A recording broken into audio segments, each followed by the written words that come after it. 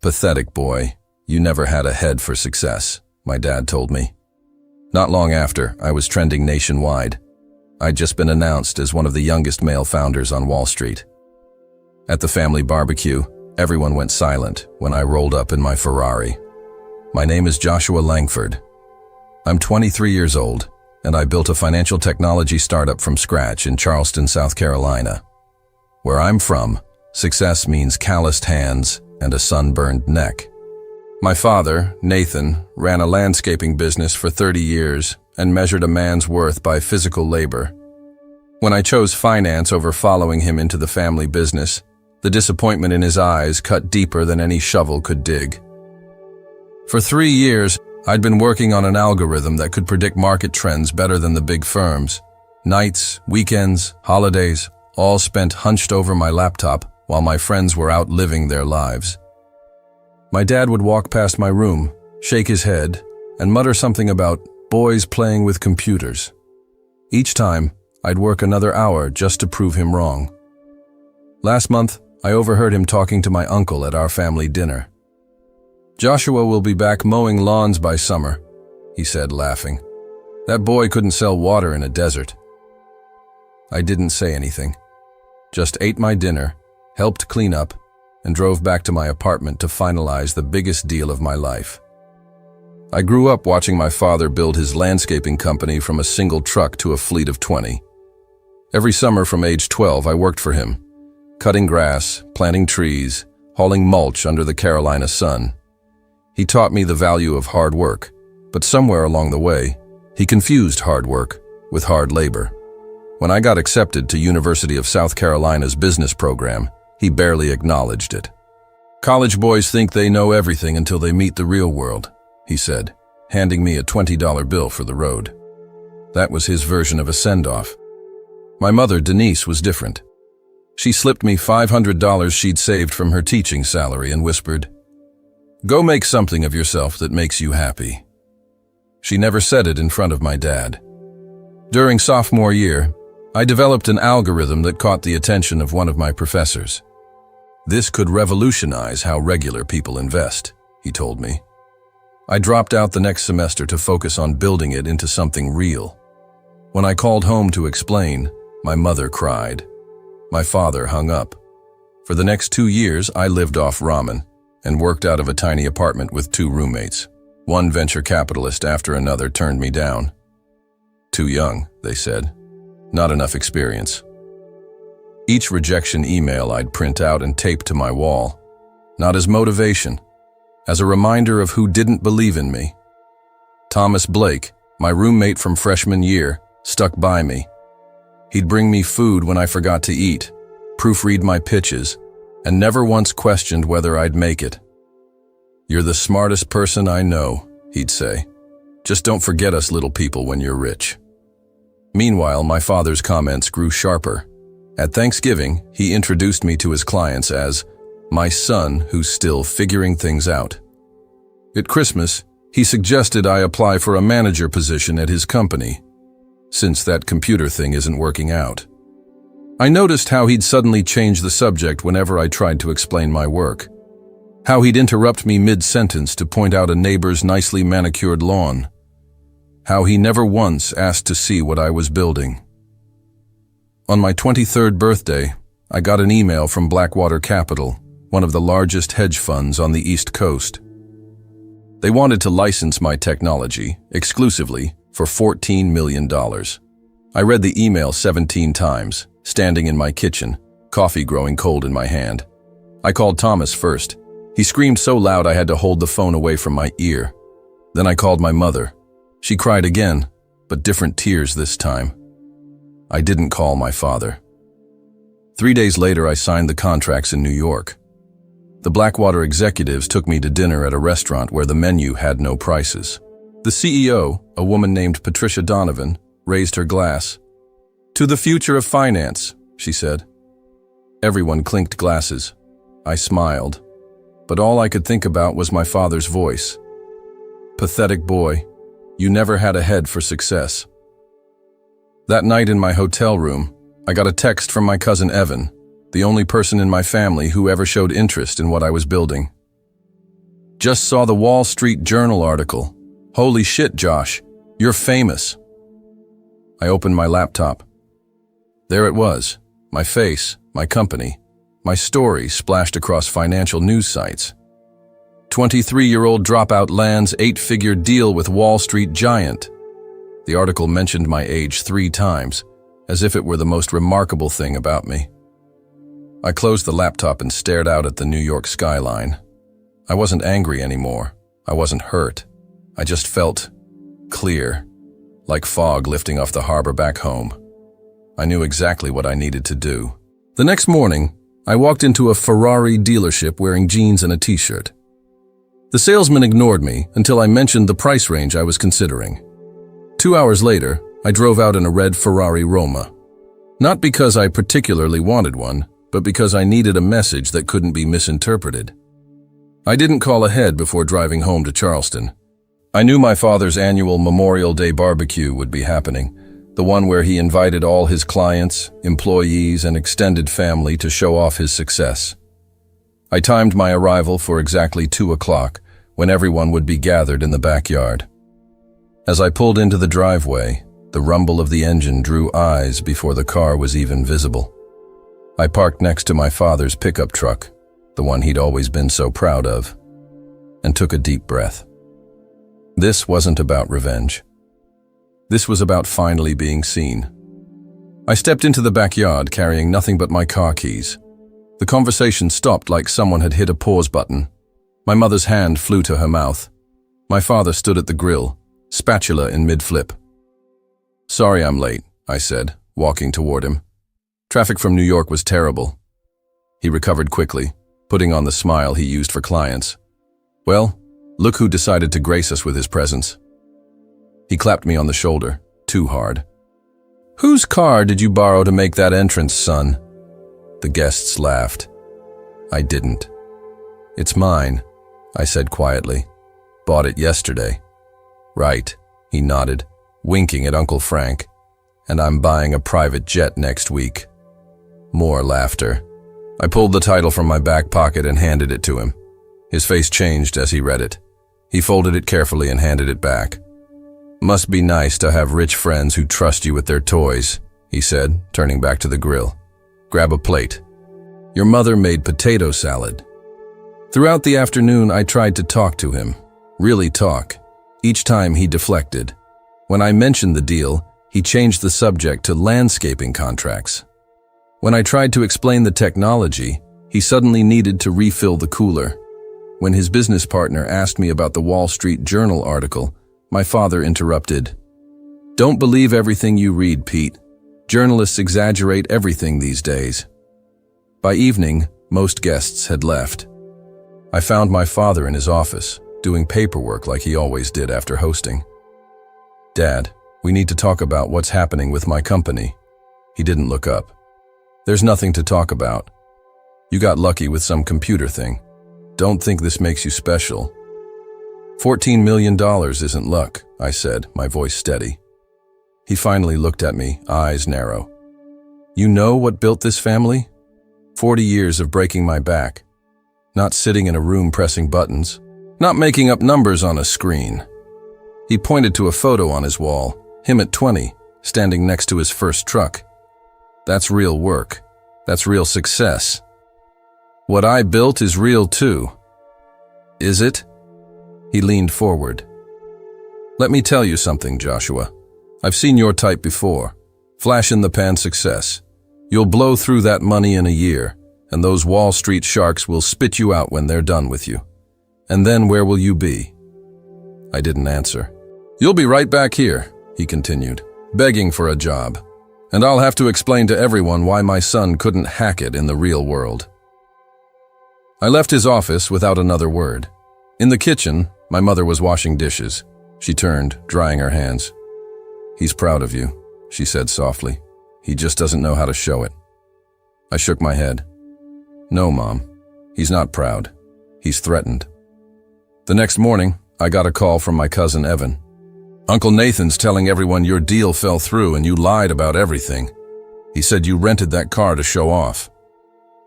Something cold settled in my chest. Not anger, just certainty. I spent the next week in Charleston staying at a hotel downtown rather than at my parents' house. I met with lawyers, financial advisors, and the team I was building. But in the background, I was hearing things. About my father, about me, about my company. Thomas texted me. Your dad came by the apartment looking for you. Asked a bunch of questions about where the money's going. My aunt called. Nathan told everyone at church that you're in some kind of legal trouble with those New York people. Is everything okay? Even Patricia from Blackwater reached out. Just checking in. Someone claiming to be your father called our office asking for details about our agreement. Obviously, we didn't provide any. I drove to my parents' house on a Tuesday afternoon when I knew my father would be working. My mother let me in, nervous energy in her movements as she made coffee. Mom, what's going on with Dad? She sat down, hands wrapped around her mug. He's worried about you, that's all. Worried enough to tell people I'm a liar? Worried enough to call my business partners? She looked down. You have to understand. Your success. It challenges everything he's built his identity around. That's not my problem.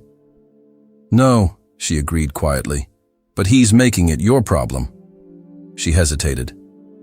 There's something else. The business is struggling. Has been for years. The new landscaping chains are undercutting his prices. He can't compete. The revelation hit me harder than I expected. Why didn't he tell me?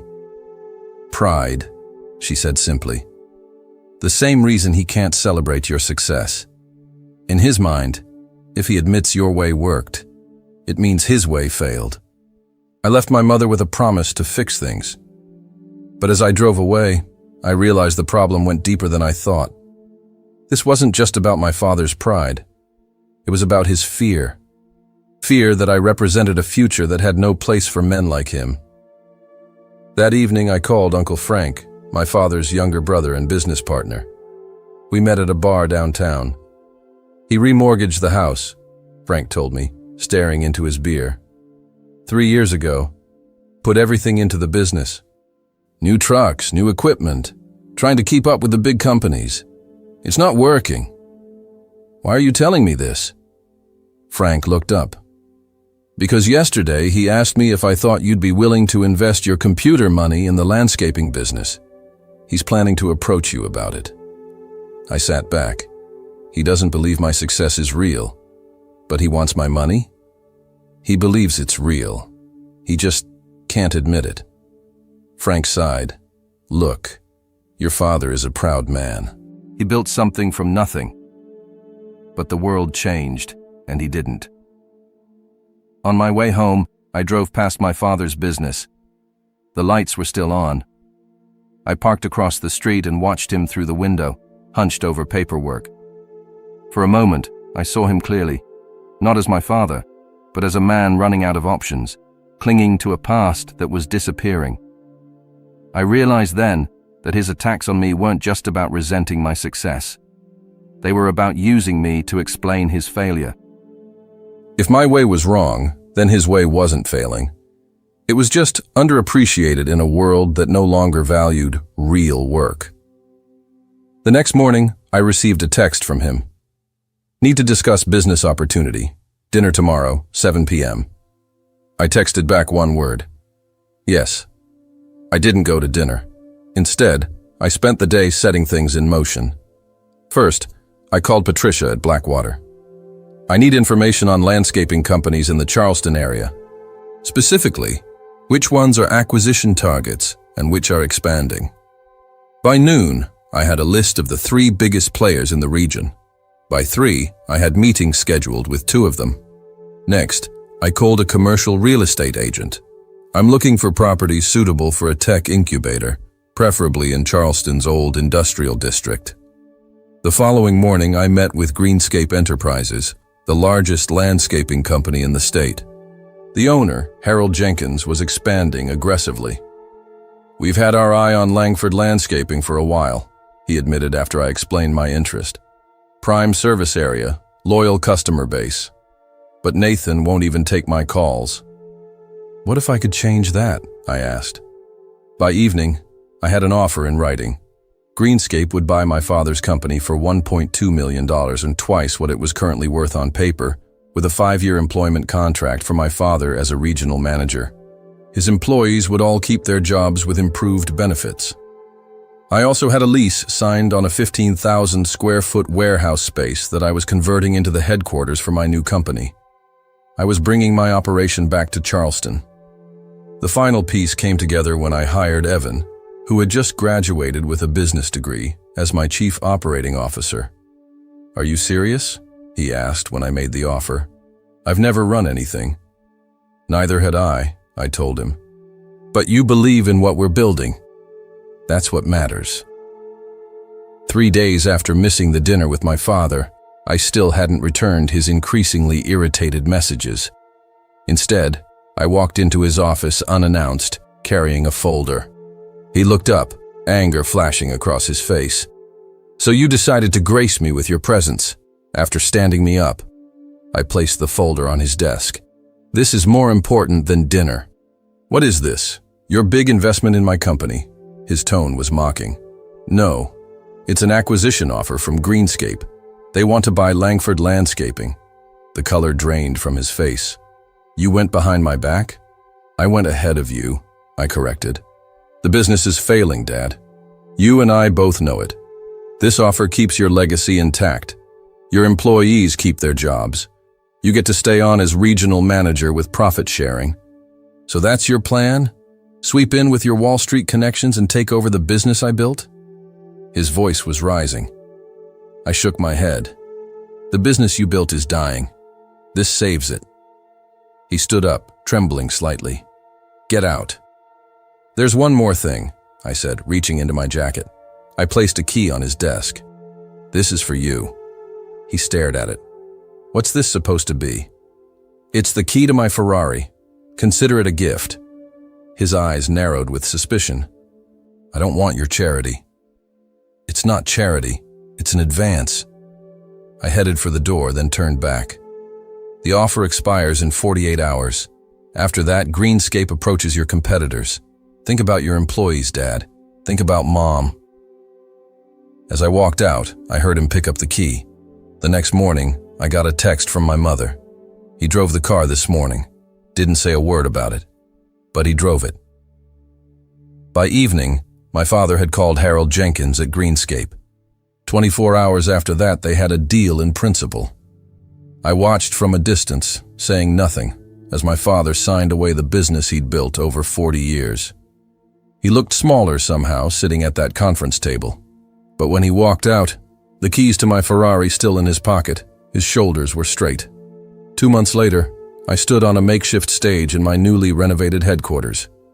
Around me were 200 people, my employees, local business leaders, journalists, and family members. My father stood in the back, arms crossed, still uncomfortable in spaces like this. "Today we're officially launching Horizon Analytics," I announced. "Our mission is to make financial technology accessible to everyone, not just Wall Street firms. And we're proud to be doing it right here in Charleston." Applause filled the room. I continued, "We're also announcing our first local partnership.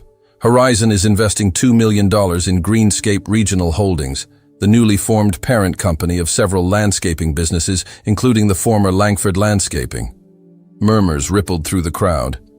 My father's head snapped up. "As part of this investment, we're launching a technology initiative to help traditional service businesses compete in the digital economy. And I'm pleased to announce that Nathan Langford will be heading this initiative as Director of Traditional Industries." The room erupted in applause. I looked directly at my father for the first time. His face was unreadable. "Nathan has built something valuable over 40 years. Knowledge that can't be coded into an algorithm. Experience that can't be learned in a classroom. By combining his expertise with our technology, we're not replacing the old with the new. We're building something better than either could be alone." After the presentation, as people mingled and celebrated, my father finally approached me. "You planned this all along," he said. It wasn't a question. "I plan to build something that matters," I replied. "The rest just fell into place." He looked around at the buzzing activity, the employees hurrying past with purpose, the sign with my company's name on the wall. "Your name's not on the building," he observed. "Neither was yours," I said, "but everyone knew who built it." For the first time since I was a child, I saw something like respect in his eyes. Not approval, we were beyond that now, but recognition. One builder to another. He held out his hand. I took it. "The Ferrari stays with you," I told him. "Consider it a signing bonus." A hint of a smile crossed his face. "I already sold it. Bought a truck instead." He paused.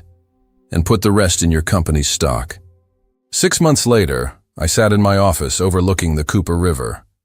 On my desk was a framed article from the Charleston Business Journal, "Local tech firm partners with traditional industries, creating 150 new jobs." My father and I weren't close, probably never would be, but we'd found a different kind of relationship. Once a week, we had lunch to discuss the Traditional Industries program. He'd started bringing in other business owners, plumbers, electricians, carpenters, men like him who were being left behind by technology. "They don't need handouts," he told me during our last meeting. "They need tools that make sense for them." And I listened, really listened, because he was right. The partnership with Greenscape had exceeded everyone's expectations. My father's expertise, combined with our technology platform, had expanded their business across 3 states. The same employees who once worked for him now had stock options and better health care. My mother had finally quit her teaching job and was traveling, something she'd always wanted to do but never could afford.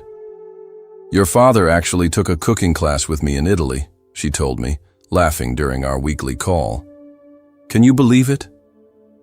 Thomas had joined the company as our marketing director. Evan was thriving as COO. We'd hired 30 graduates from local colleges, creating a pipeline of talent that didn't need to leave Charleston for opportunity. As for me, I'd traded proving myself for building something lasting. The $14 million deal that had once seemed like my entire goal was now just the beginning of a much larger story. That evening, as I left the office, I passed the wall where we displayed our company values.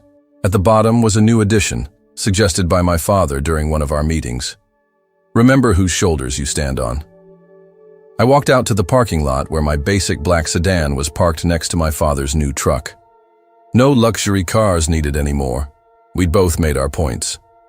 Driving home along the water, I thought about success, how I'd once defined it as proving my father wrong, and how I now saw it as something we were building together, each in our own way. I'd gotten my revenge, but not how I'd imagined. Not by humiliating him or taking away what he valued. Instead, by creating a future large enough to include his past.